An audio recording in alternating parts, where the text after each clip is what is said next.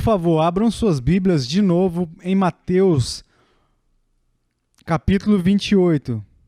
E agora vamos começar no versículo 16, a respeito da grande comissão.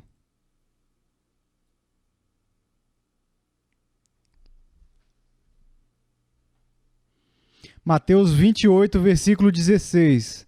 Seguiram os 11 discípulos para a Galiléia, para o monte que Jesus lhes designara. E quando viram, o adoraram, mas alguns duvidaram.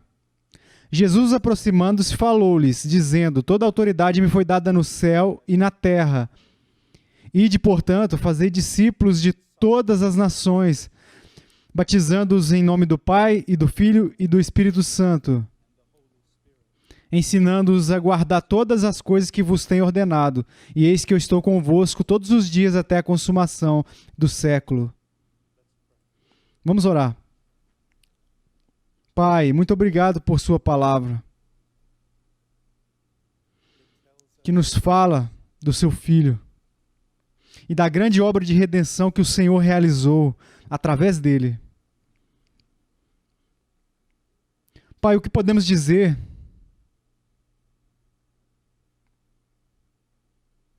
A mente não pode compreender. A linguagem mais alta dos homens e dos anjos é falha. Seu nome é verdadeiramente maravilhoso. E a sua graça é maravilhosa. E o seu Filho, Senhor, seu Filho, acima de tudo, Pai,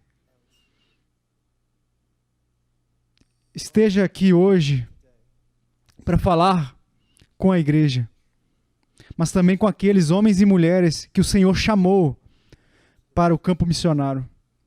Por favor, Senhor, pela graça, deixe o que precisa ser falado aqui e que isso seja um encorajamento em nome de Jesus. Amém. Nesta manhã, testemunhamos os primeiros passos na corrida. Dois grupos de pessoas saindo correndo de um túmulo vazio, um com a mensagem da verdade, da vida, e outro grupo com uma mensagem do erro, da morte, um proclamando a ressurreição e o outro negando a ressurreição. E agora vamos olhar para a passagem do bastão. Aqui nós temos no nosso texto bem mencionado que os 11 estão lá especificamente, mas a maioria dos estudiosos acredita que havia um número muito maior reunido. Os 12 menos Judas estavam lá, mas provavelmente havia um número grande, muito maior de crentes que estavam lá como testemunhos. Isso faria sentido, é claro, desde a grande comissão não foi simplesmente dada aos apóstolos, mas foi dada para a igreja em geral. Agora eu quero olhar por um momento as características deste grupo. O que eu quero dizer principalmente é que não encontramos um time ou uma unidade de comando de elite. O que nós encontramos? Encontramos um grupo de homens e mulheres que são tão parecidos conosco. É uma estranha mistura de fé, dúvida, devoção e também de hesitação. Agora, eu quero que olhemos para algo que é muito, muito importante, e é a palavra prosseguir, seguiram. Olhe comigo, olha o que diz: seguiram os 11 discípulos para a Galiléia. Agora, lembram do que eu disse nesta manhã, que o túmulo estava vazio e as mulheres saíram com o testemunho da ressurreição, e saíram também os guardas com o testemunho negando a ressurreição. Depois nós vimos mais tarde no texto que esses guardas eles foram aos sacerdotes, aos principais da sinagoga, às outras autoridades religiosas, e conspiraram contra a mensagem da ressurreição de Cristo. E chegamos ao versículo 16, mas enquanto esses homens maus estavam conspirando contra a ressurreição e contra a igreja primitiva, o que nós encontramos? Os 11 discípulos prosseguiram até a Galiléia. Agora, por que isso é importante? Se você verdadeiramente faz o trabalho de um missionário, ou se você está realmente fazendo o trabalho de um pastor, pregador, haverá um grande número de homens, hordas de homens, e mulheres e outros que serão levantados contra você e estarão conspirando com você constantemente e conspirando contra a sua mensagem. E o que aprendemos disso é que não devemos estar excessivamente preocupados com essas coisas. Nós não deveríamos permitir que essas coisas nos roubem nosso tempo e o nosso verdadeiro ministério. Enquanto os homens procedem de maldade, devemos seguir a Cristo. Para fazer isso relevante para a nossa idade. Sai da internet. Põe a mão no arado e faça o trabalho do ministério. Sempre haverá pessimistas, sempre haverá aqueles que encontram com você e que estarão contra você.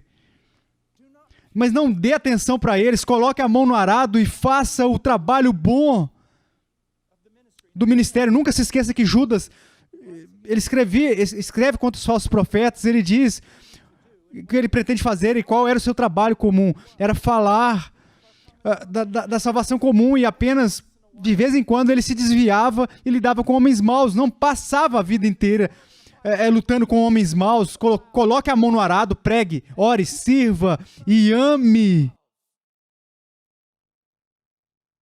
Eu fui criado em um rancho de cavalos, de gado, e às vezes quando você está usando os cavalos para extração de madeira ou na carroça, algo que você coloca sobre eles assim é antolhos, para eles só olham para frente. E serem entregues ao trabalho do ministério. Agora, eu quero que vocês vejam algo que é muito, muito importante. Eles acreditavam na palavra que foi dada a eles. E prosseguiram.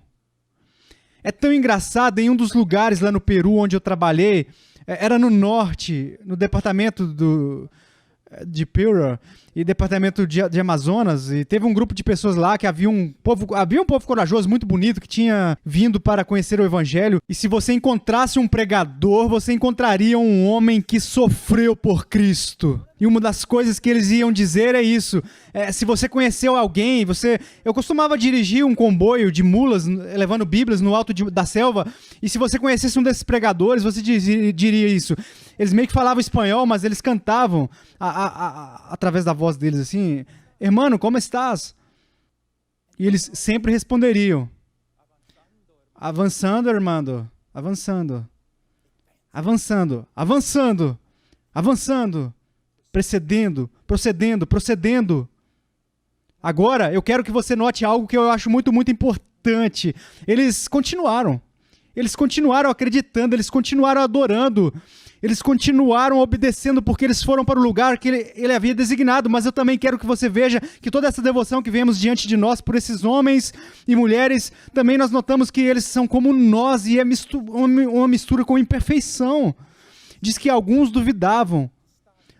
Literalmente, Stossel, a palavra meio de um passo duplo, a palavra é usada para Pedro quando ele diz: "Senhor, eu quero acompanhar-te, seguir lá na água", e ele começa a andar, mas então ele vê as ondas e ele se assusta, ele começa a duvidar, e Jesus diz isso: "Homem de pequena fé, por que você duvidou? Por que você duvidou?" Agora, os pontos aqui que eu quero que vocês vejam é que eles não eram super-homens. Não eram. Isso deveria ser um grande incentivo. Agora, uma das coisas que eu quero que você veja é que nunca diz quem duvidou. E há um debate entre os estudiosos que se foi entre o grupo dos 11 ou outro grupo que duvidou, ninguém sabe. E se soubesse, por que eles duvidaram? Eu acho que é muito importante. Por quê? Com a questão de quem duvidou, não importa quem você é, o quão grande você é, o quão grande os homens pensam que você é, quem afirma ser, você é suscetível a duvidar dos maiores homens e mulheres de Deus na história da igreja. Eles eram todas suscetíveis a dúvida. Então, somos nós agora, não definhamos, nos apegamos à palavra de Deus, vamos à própria fonte de fé, a palavra de Deus. E se você vai ser um missionário, não pode existir com força. Você não pode ser eficaz no ministério procurando ao seu redor provas e evidências. Você tem que descobrir que na palavra de Deus Nenhum homem é tão espiritual que ele possa romper com a dependência absoluta das Escrituras de Deus. Outra coisa, ele disse a quem duvidava que não nos dissessem e não nos disseram o porquê. Eu acredito que é porque somos suscetíveis a duvidar em quase todas as áreas. E, de novo, qual é a cura? A palavra de Deus. A palavra de Deus. Romanos 12, 1 e 2, a renovação da mente. E, claro, o caminho principal é a mente renovada, é através da leitura, do estudo, da memorização, meditação sobre a palavra de Deus, mas também é como renovando com comunhão, com a comunhão dos santos. Não há grandes homens que se lancem sobre o seu próprio Deus. Deus nos deu uma comunidade, dependemos dessa comunidade. Às vezes as pessoas me perguntam, o progresso que você teve, Brother Paul, o que você atribuiu a isso? Eu disse, bem, divinamente seria apenas a graça de Deus, humanamente a sua sabedoria. Eu conheci minha fraqueza e ele sempre me cercou de alguma das melhores pessoas. Deus me deu as melhores pessoas. Como uma esposa, a pessoa mais forte que eu já conheci. Você entende? Somos todos suscetíveis a duvidar, somos todos suscetíveis a duvidar em muitas áreas, especialmente no campo missionário. E é por isso que, de novo, devemos nos apegar a Ele através de um apego à Sua palavra. Agora, quais são algumas das coisas que aprendemos sobre isso? Uma vez que não havia uma equipe, não era uma unidade de comando, uma vez que eram homens e mulheres comuns como nós, o que aprendemos? Antes de mais nada, aprendemos isso. Nunca houve e nunca haverá isso à parte de Jesus Cristo. Um grande homem ou uma mulher de Deus. Apenas pessoas fracas, homens e mulheres fracos e um Deus grande, gracioso e misericordioso. Deixa eu dizer o seguinte, havia uma jovem lá na nossa igreja, uma bela, santa jovem, mas ela sempre parecia lutar com segurança. E eu sempre chamava ela pelo nome e falava, minha querida, nunca se esqueça que há apenas um herói nessa história. Há apenas um herói nesta história. O restante de nós, qual é o nosso título? Salvo. O tempo passivo em que estivemos salvos, estamos sendo salvos e seremos salvos por nosso irmão mais velho, Jesus Cristo, o justo. Há apenas um herói nessa história. Outra coisa que eu quero que vocês vejam é que Deus orquestrou e planejou o plano de redenção para que toda a vitória fosse atribuída para Ele. Isso é algo que eu posso dizer com toda a ousadia, porque é encontrado em todas as Escrituras. Deus deu a Abraão a promessa de um filho quando o seu corpo estava tão bom quanto de um morto. Císera, o grande guerreiro cananeu, senhor da guerra, ele foi derrotado por uma tigela de leite e por uma tenda. Os midianitas foram profundamente rodeados por um jovem assustado com alguns jarros sem exército e, além dos jarros, algumas tochas. Vocês entendem o que nós estamos encontrando aqui? Deus tirou Golias do caminho com um menino, com uma funda e uma pedra. Deus humilhou um dos que possivelmente foram um dos maiores reis seculares que já andou neste planeta. Usou 3 filhos hebreus que iam para a fornalha. Quando Deus quis assumir a tarefa e derrotar completamente todo o principado, poder e domínio, ele enviou seu próprio filho à semelhança de carne pecaminosa. E quando ele queria matar a morte, ele matou a morte pela morte do seu próprio filho. Vocês vejam, acha que Deus não poderia te usar?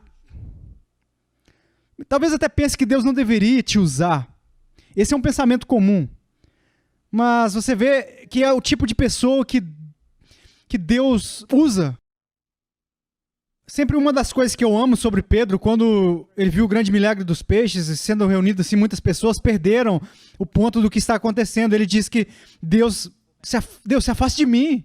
Eu sou um homem pecador. De uma maneira, essa é uma atitude muito saudável.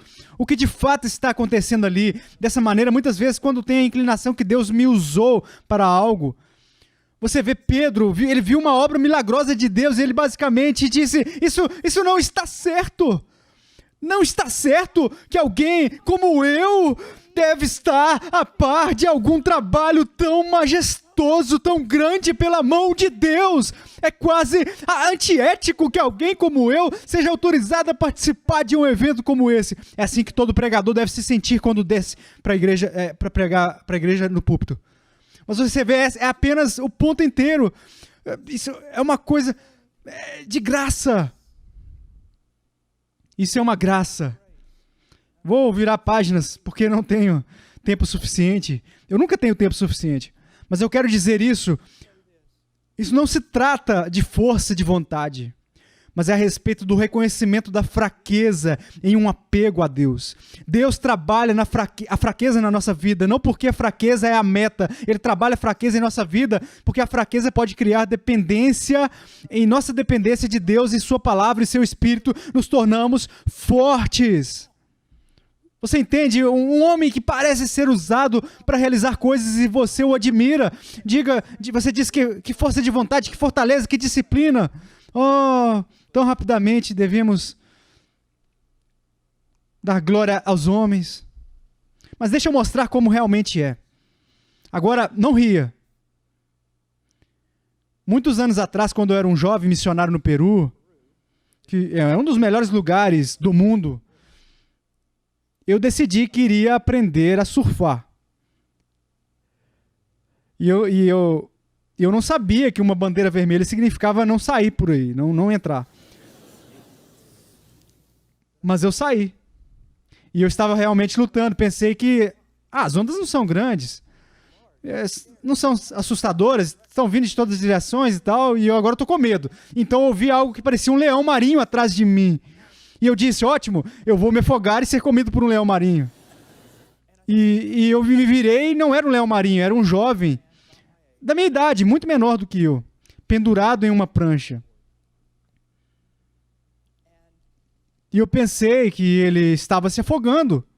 Ele estava aterrorizado. Então, meu instinto natural, imediatamente, eu comecei a remar e cheguei bem perto dele. Então, eu vi que o medo no seu rosto. Ele estava completamente aterrorizado. Sabia que se não se agarrasse, se não segurasse em algo, ele ia morrer. E quando eu estendi a mão para a corda que estava em torno do seu tornozelo, que o ligava à prancha, eu percebi que se eu ficasse enroscado com esse jovem, eu ia morrer. Eu vou morrer. Eu pensei, bem, eu vou puxar ele para perto, eu vou bater nele, mas esse não parecia uma boa ideia como um cristão. Então eu vi esses caras que eram surfistas de verdade, surfistas. E então eu remava e gritava a Deus para alcançá-los, e eu gritava, você sabe, alguém está se afogando aqui, me ajude. E eles vieram, e eles eram experientes e surfistas. E eu podia ver nos seus olhos, eles estavam com medo. Provavelmente, eu não sei, 6 ou 8 deles, jovens, fortes, sabiam o que estavam fazendo e estavam com medo. Agora eu quero que você pense sobre isso. Você puxa aquele menino para cima da terra, para fora do mar. Você poderia escoteá-lo por toda a praia. Ele era um pequeno, desse tamanho. Como é que, nessa circunstância em particular, todos nós tínhamos medo de ser agarrados por ele? Era a força de vontade que ele tinha, era a força do corpo que ele tinha. O que fez ser tão aterrorizante, tão forte, tão perigoso, que ele sabia que se não agarrasse, se segurasse alguém, e se alguém não se agarrasse com ele, ele sabia que estava morrendo. Não era força de vontade, não era disciplina, era medo. Ele sabia que ele não poderia salvar a si mesmo. E é onde eu quero que você esteja, espiritualmente. É aí que todo missionário deve estar, todo cristão deve estar, todo pregador deve estar. Você olha para um homem que prega, você pensa, oh, que incrível, ele é tão forte, ele viu isso, viu aquilo. Não! Ele veio a reconhecer a realidade da sua própria fraqueza. E nessa fraqueza, ele desesperadamente se apega a Deus. Você acha que ele se apega a Deus porque ele é disciplinado, porque ele é mais espiritual, porque ele é isso ou não? Não! Ele tem um maior reconhecimento de sua fraqueza. E por isso, a sua fraqueza, ele conhece a sua fraqueza, ele se apega a Cristo, ele se apega à palavra de Cristo. Isso o torna forte. Forte. E é por isso que Deus operará fraqueza na vida do seu instrumento. Mesmo que ele tenha que matá-los 13 vezes, ele vai trabalhar na fraqueza do seu instrumento. Porque a fraqueza nunca foi inimiga de um homem ou de uma mulher de Deus. Mas força. Lembre-se agora da fraqueza, não por fraqueza, mas pela fraqueza como um meio de nos conduzir à tenacidade inata, a pegar-se a Deus em sua palavra. E aí sim nós nos tornamos fortes. Deixa eu dizer isso. O servo útil estuda a palavra. Estuda a palavra. Não porque ele é tão forte, mas porque ele reconhece que não tem nenhuma sabedoria em si mesmo. Uma das razões pelas quais não estudamos a palavra é porque pensamos que somos mais espertos do que somos. Somos servos de Deus, pregamos expositivamente a mensagem, não porque somos inteligentes, mas porque ele simplesmente reconheceu que não temos nada a dizer. Que não há nada que ele possa fazer para ressuscitar os mortos. Aí ele entende que não há nada que possa fazer para mudar o coração. E é por isso, quando esse pregador abre a boca, ele confiou na palavra de Deus, viva e poderosa, que produz mudanças no coração. Ele ora, não porque ele é tão piedoso. Sempre pensamos que nós não somos homens tão piedosos. Ele ora não porque é piedoso, mas porque ele sabe que se Deus não mover em seu nome, ele será um fracasso abjeto. Ele não tem nada, intelecto, nada para recorrer. Se Deus não o ajudar, ele está condenado. Ele obedece não porque ele é tão dedicado, mas porque ele não tem absolutamente nenhuma confiança em si próprio, e ele sabe que existe uma maneira, um caminho, que parece certo aos olhos do homem, mas que leva à morte. Você entende que o seu problema não é que você seja muito fraco, o seu problema é que você não reconhece o quão fraco você é. Isso não é apenas para missionário, é para todos nós. Agora, nós falamos sobre as mulheres, que nós fizemos uma transição, mas agora, quando chegamos ao verso 18, Jesus veio e falou com eles dizendo que toda a autoridade foi dada para ele no céu e na terra. E eu quero começar essa nova sessão com um singular, uma declaração singular, no meio da nossa fraqueza, no meio da enormidade da tarefa, no meio da nossa impotência. Nosso herói é o único herói. O único herói. Jesus Cristo, o justo. Agora eu quero que você note algo. Cristo responde aos seus discípulos a dúvida. Era fazer. Pense sobre isso. A resposta à sua dúvida foi aproximar-se deles e chegar a eles,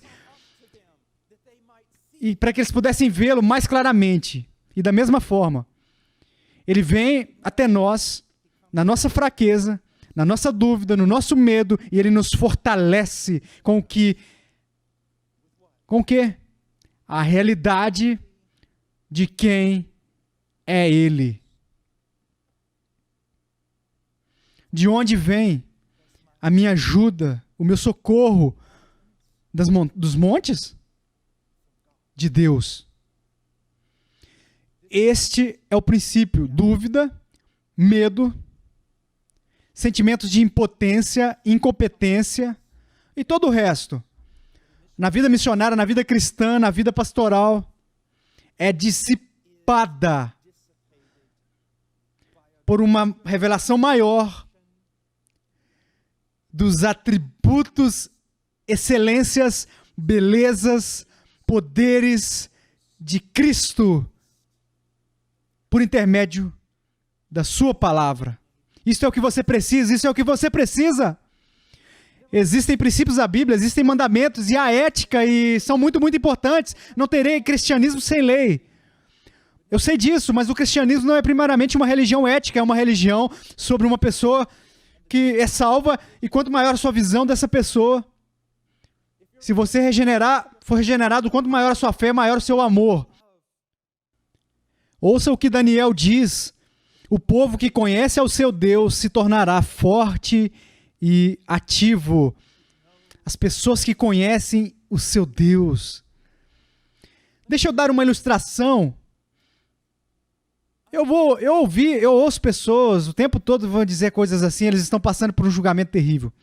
E eu não sei por que isso acontece. Eu não sei por que isso está acontecendo. Eu não sei por que isso está acontecendo. Eu não sei por quê. Eu não tenho paz. Eu preciso entender o que está acontecendo. Você sabe quão idólatra isso é?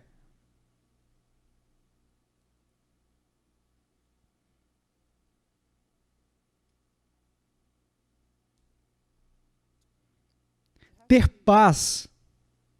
Não preciso saber o que Deus está fazendo.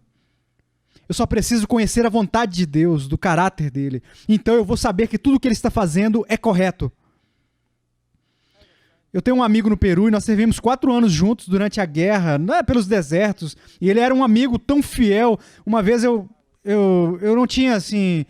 Eu não tinha a resistência que ele tinha, estávamos atravessando o deserto, eu estava desidratado, então a gente começou a correr 2 ou 3 quilômetros, encontramos um cacto, cortamos ele, e quando ele estava enfiando na minha boca, ele era um amigo fiel. Se ele corresse aqui bem, agora o nome dele era Paco, e se ele corresse aqui agora mesmo e dissesse, pô, me dá as chaves do seu Jeep, eu pegava minhas chaves aqui e jogava para ele aqui, ó.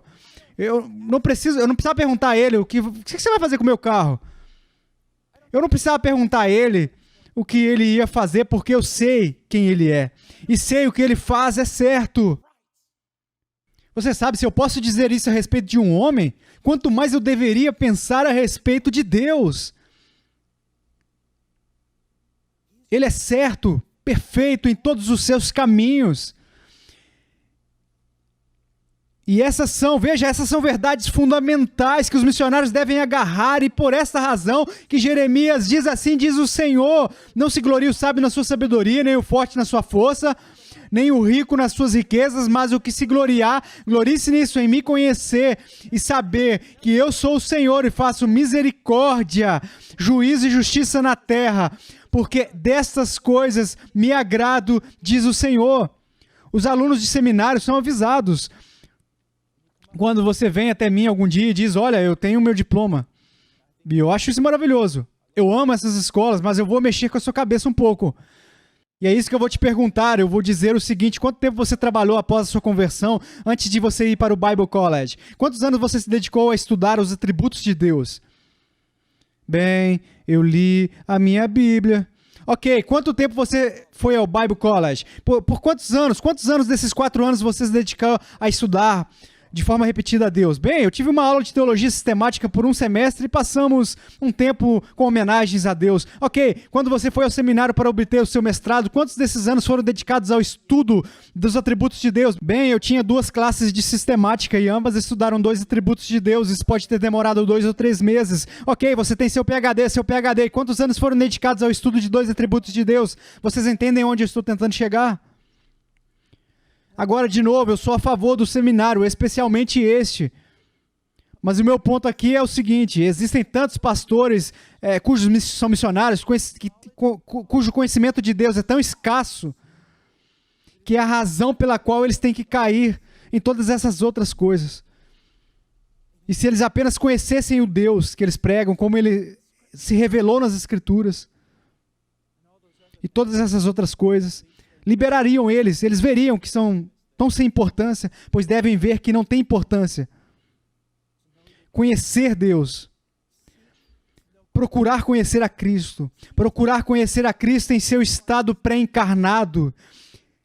Isaías o viu, você conhece a grande comissão, mas antes que a grande comissão, antes de Isaías disse, envia-me a mim, o que passava no ano que o rei Uzias morreu, ele viu um longo manto, e havia serafins, cada um com 6 asas que cobriam o rosto, os pés, enfim, eles voavam, o outro gritava, santo, santo, santo, é o Senhor dos exércitos, toda a sua glória está cobrindo a terra. A porta se moveu, havia aquela voz daquele que clamou, a casa foi preenchida com uma fumaça, e em seguida ele diz, ai de mim que sou um homem de lábios impuros, e eu habito no meio de um povo de lábios impuros, meus olhos viram o Rei, o Senhor, envia-me, eu irei a um Israel apóstata, que eles me cortem com uma serra de madeira, eu não vou desistir. Por quê? Porque ele tinha fortaleza moral? Porque ele era um homem disciplinado? Não, porque ele viu o Senhor dos exércitos. Ele viu em sua estadia pré-encarnada, esse Jesus Cristo não é um Deus novato. Ele é Deus, ele é por toda a eternidade. Ele viu ele, conheceu ele em sua encarnação. Não considerou a igualdade com Deus algo a ser prendido, mas assumiu ele mesmo a semelhança da carne pecaminosa e andou entre os homens. Se lembre de sua perfeita vida. Eu concordo com muitos estudiosos que dizem isso. Provavelmente foi a coisa mais milagrosa sobre Jesus Cristo, foi essa vida perfeita que ele viveu. Bem, você diz, bem, você vai explicar isso, ok? Eu vou. O que é melhor? O que é o melhor de tudo isso? Amar o Senhor teu Deus com todo o coração, mente, força, alma. Existem 7 bilhões de pessoas neste planeta. Poderíamos dizer que há dezenas de bilhões de pessoas neste planeta, talvez centenas de bilhões de pessoas que não conhecemos, que levam todos os bilhões de pessoas que já andaram nesse planeta. Pegue eles, toda a humanidade, nem por um segundo eles amaram o Senhor, seu Deus, com todo o coração, alma, mente e força. E o que toda a humanidade não poderia fazer por uma única fração de segundo, Jesus Cristo fez a cada momento de sua vida. Veja ele em sua vida perfeita e aprenda a confiar nele. Lembre-se dele no jardim, quando ele vê, como a maioria dos teólogos acredita, na primeira vez, a medida completa do que ele deve sofrer, que ele sofreria para resgatar as pessoas, foi revelada para ele, ele é repelido por isso, e ele diz, não faça a minha vontade, mas a sua, Senhor. Seja feita a tua vontade. Eu vou fazer. Veja, pendurado em uma cruz. Sim, após aí vem a ira de Deus, rola sobre ele, a ira rola sobre ele, e naquelas 3 horas de escuridão, ele é trancado na sala para sofrer uma agonia da ira de Deus, que eu acredito que nem homens, nem anjos jamais seriam capazes de compreender, mas somente na mente de Deus, esse sofrimento será plenamente conhecido. Veja lá e saiba que ele ama você. Lembre-se dele ressuscitando dos mortos. Quando ele foi morto, a morte o roubou e o inferno. Ele tiraram a tumba do túmulo e aquele túmulo se encheu com a luz. Veja ele. Veja ele sentado à direita, à destra de Deus, como Rei dos Reis e Senhor dos Senhores. A soberania imutável, universal, cósmica. Veja ele aí, também à direita, à destra de Deus eterno, para interceder por você. Para que nada, nem principado, ou potestade, ou poder, ou domínio, qualquer coisa possa vir, qualquer coisa, nada pode te separar você, santo, do amor de Deus. Eu me lembro de anos atrás, na selva, nós tivemos que atravessar um rio, estávamos na Ásia, e eu sempre gosto de me informar quando eu vou fazer esse tipo de coisa. Eu disse, ok, vamos atravessar esse rio, precisamos de um barco. Bem ruim. Brother Paul, ok. Onde está o barco? Certo, aqui. Meus sapatos são maiores, na verdade. Na verdade, aquele barco tinha que ficar como este pé aqui e aqui, porque não era largo o suficiente para eu ficar com ambos os pés lado a lado. Eu disse, eu não vou entrar nesse barco e cruzar aquele rio. Ele disse, brother Paul, você precisa de maior fé. E eu disse, não, você precisa de um barco maior, você precisa de um barco maior, eu tenho maior fé. E é isso.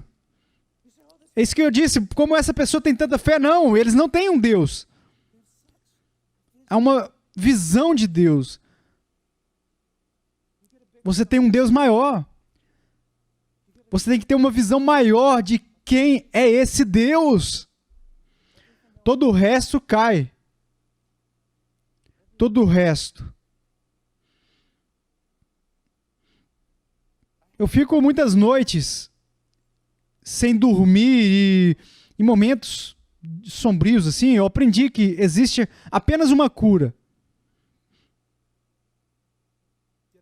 Se levantar, pegar a palavra e procurar uma imagem mais clara de Cristo. Clamar a Deus por uma imagem mais clara, uma imagem de Deus em Cristo.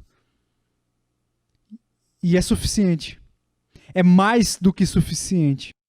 Agora, ele diz aqui, Jesus vem no versículo 18 e falou com eles dizendo, toda autoridade me foi dada no céu e na terra. Um número maior que José está aqui. Você me diz, o que você quer dizer com uma passagem? Há muito sobre a vida de José. José na vida de Cristo, que se assemelha. Mas quando José é trancado naquela masmorra de uma prisão ou qualquer outra coisa, de repente, em apenas uma questão de segundos, tudo muda. Faraó chama,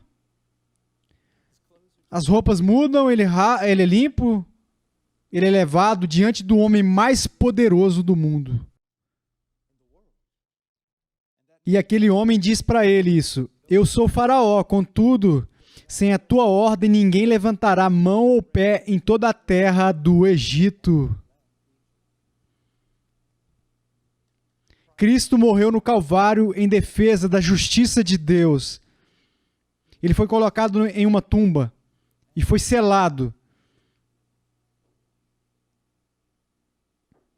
E então, depois, após o túmulo, ele ressuscitou. E então ele subiu.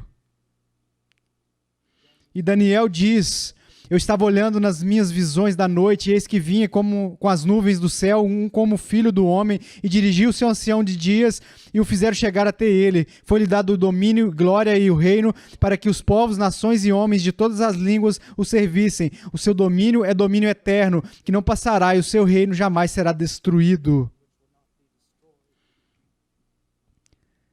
Deus olhou para o seu único filho e disse, sem a sua permissão ninguém deve levantar a mão ou os pés em todos os cosmos, céu, terra ou inferno.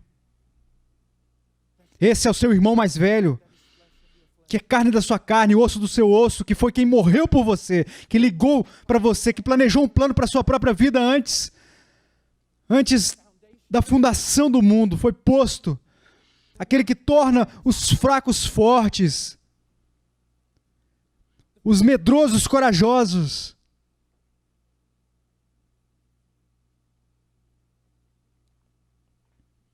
Quantas vezes, não tema, o anjo disse, Jesus disse, não tenha medo. Por quê? Eu estou aqui. Eu estou aqui. Apocalipse 5:5 nos diz que o leão da tribo de Judá, a raiz de Davi, venceu para abrir o livro e os seus 7 selos. Isso não significa apenas que ele é o revelador do plano eterno de Deus, da redenção, mas também ele é o administrador. Ele cuidará disso, que isso se conclua, que todos os aspectos da administração sejam realizados. E tudo ocorra de acordo com o plano de Deus. Isaías 53:10 concorda com isso. O bom prazer do Senhor prosperará em suas mãos. Ele fará isso. Ele é poderoso o suficiente para trazer isso de fato. Ele é tão poderoso quanto eu disse isso. Nessa manhã ele pode fazer isso, usar você e eu. Como eu disse, a mão proverbial pelas costas dele. Não só vou fazer isso com gente como Paul Washer. Isso é impossível. Nada é impossível para o Senhor. Você entende? Eu carregarei isso. Eu carreguei isso por intermédio dos missionários da Croácia. E verifiquei na Itália. Eu vou fazer isso através deles. E não apenas os homens, mas os anjos se maravilharão com o que eu sou capaz de realizar. E eles vão se maravilhar no dia final, porque agora eles não podem ver. Mas um dia eles verão. E se alegrarão comigo. E com tudo o que eu realizei por intermédio deles. Isso é um grande incentivo. Agora, a soberania de Cristo, isso é uma coisa, é um divisor de águas. É um divisor de águas, isso vira a mesa a nosso favor. A parte de Cristo, não somos nada além de um monte de ovelhas entre lobos. Mas depois percebemos que temos sobre nós um pastor que governa as nações com uma barra de ferro e as quebra como a terra, e onde isso tem o poder de mudar os nossos corações e mudar a proclamação vem para que não temamos mais os assuntos mais humildes do reino deste mundo. Não lhes imploramos mais para não nos machucar, mas enfrentamos seus reis e dizemos que se arrependam. Quando o homem tem a visão correta de Deus, o santo mais fraco torna-se John Knox, e a causa dos reis faz os reis se dobrarem seus joelhos a Cristo. Quando você tiver uma visão correta de Cristo como missionário, você não sente medo dos governantes, sente pena deles e exorta eles com as seguintes palavras: agora, portanto, reis, mostrem discernimento, tomem o aviso e juízes da terra, adorem o Senhor com reverência e se regozijem com tremor, adorem ao Filho, porque ele não ficou zangado e você não pereceu no caminho, mas a sua ira pode em breve ser acesa, como são abençoados aqueles que nele se refugiam.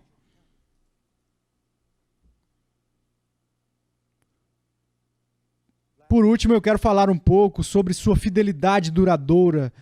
E isso é todo o tempo que nós temos. Ele diz, na última parte: eu estou convosco todos os dias, até a consumação do século.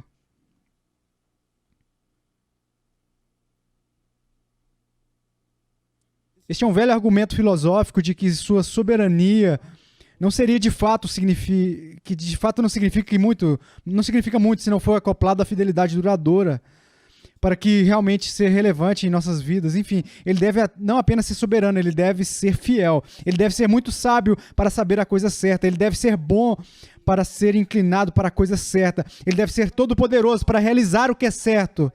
A coisa certa, ele deve ser todo fiel às suas promessas, mesmo no meio de um povo sem fé. E é exatamente isso que ele é. Ele é fiel. Ele é tão fiel.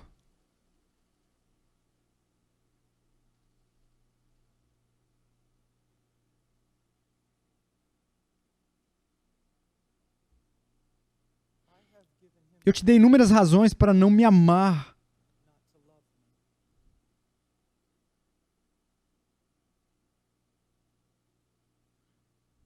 Eu te dei muitas razões para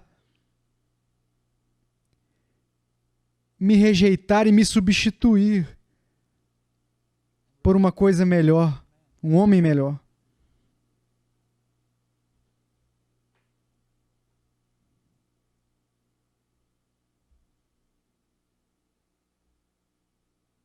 Mas o amor dele é mais forte que a morte. O amor dele é mais forte que tudo. O sangue do Calvário é maior do que qualquer transgressão. Ele é tão fiel que eu sei o jeito que você pensa que sim, ele é tão fiel a caras assim. Ele é tão fiel àqueles que são disciplinados e fortes, isso e aquilo. Não, ele é apenas fiel. Ele é fiel porque ele é fiel. Era algo que ele simplesmente pratica. É como se o amor não fosse uma mera obra de Deus. É um atributo de Deus. Ele não podia mais deixar de ser amado e ele não pode parar de ser santo. E o seu amor está comprometido com você perfeitamente em Cristo, sua fidelidade. Paulo estava convencido de que nós deveríamos estar convencidos de que aquele que iniciou a boa obra em nós irá terminar. Levante-se de novo. Missionário, ouça-me de novo. Toda vez que você se olhar no espelho e você enxergar um motivo para parar, toda vez que você falhar, toda vez que você acordar, se levantar, porque Ele é fiel. Ele é fiel. Ele diz, eis que Ele faz, eis que a ideia aqui é olhar, olhe para mim, preste atenção, observe. Alguns, lembre-se. Eu amo a tradução, olhe para mim, olhe para mim. Tudo que Cristo disse é importante. Como Alexander McLaren diz uma vez que o pó deste livro é ouro. Tudo o que Cristo disse é importante, mas sempre que você ouvir algo como eis que, em verdade, realmente é verdadeiro. Você precisa dar muita atenção, uma atenção especial. Ele diz, eu estou com vocês. Essa é uma declaração da sua divindade, não apenas porque ele está falando da presença do Espírito. É uma declaração da sua divindade que remonta a Isaías. Isaías 7,14. Mateus começa também seu evangelho com essa declaração. Em Mateus 1,23. E ele se chamará Emanuel, que traduzido significa Deus conosco. Então, no início de Mateus, ele é Deus conosco. No final de Mateus, ele é Deus conosco. Você veja a sua fraqueza e fica confuso. Você vê a fraqueza e fica confuso, cheio de dúvidas. Mas ele te chama, ele ordena que você olhe para ele. Para olhar para ele. Para cada olhar interior para si mesmo. Você deve ter pelo menos 10 olhares longos para Cristo. E o seu trabalho redentor em seu nome. Eu me lembro quando eu era uma criança, eu tinha 9 anos mais ou menos, e estávamos reunindo gado, e eles tinham fugido para um lugar muito pantanoso, e nesta lagoa estava cheio de mocassins. É um bicho assim, não sei se você sabe o que é isso, é um dos mais feios, uma das víboras mais feias, malvadas, mal cheirosas da América do Norte. Elas são desagradáveis. Eu tinha uns 9 anos e o meu pai disse, garoto, vai lá e toca o gado. E eu queria mostrar minha qualidade a todos os homens que estavam trabalhando conosco e eu fui lá. Cara, eu tava tocando o gado, eu estufei o meu peito naquele pântano, eu tava gritando, tava tocando o gado pra fora e quando eu tava saindo, eu pensei, cara, eu fiz isso. Eu não tava assustado. Aí eu lembro que eu olhei assim, de repente havia uma boca enorme, assim, bem feia entre as minhas pernas. Eu não sei o que aconteceu de fato, não acho. Eu era um menino, eu me esqueci, assim. Aí eu tava saindo assim da água, eu tava indo, e um dos caras disse, vai indo reto até aquela cerca de arame de alumínio lá, e eu tava indo reto, direto, na direção dele. E como eu tava um pouco histérico, eu me perdi. Aí eu fiquei apavorado. Eu quero dizer, eu sabia que nós enlouqueceríamos as cobras e eles obrigariam a nos perseguir. São os jogos que nós tivemos quando éramos criança. Mas você pode dizer, eu não sou daqui. Mas eu perdi, e o meu pai era um homem grande, ele era um homem rápido, ele era forte, e ele veio, me encontrou até naquele campo ali, ele veio rasgando tudo, e ele me agarrou pelos ombros, ele me virou, eu estava gritando, e eu nunca vou me esquecer, ele me pegou pelos ombros, e ele disse, olhe para mim, e eu estava, olhe para mim, e meu pai, ele era meu pai, se eu tivesse pulado naquela lagoa, todas as cobras teriam corrido, e eu lembro de olhar para ele, e foi o suficiente, nem importava se as cobras ainda estavam ali, segurando a minha perna, era o suficiente. Porque tudo que viria e me pegaria entraria em um mundo de mágoa por esse grandalhão que me segurou. Olhe para mim. Senhor, eu não posso fazer isso, mas eu sou ensinado. Olhe para mim. Senhor, eu tenho medo. Olhe para mim. Senhor, eu falhei. Olhe para mim. Olhe para mim. E é o suficiente.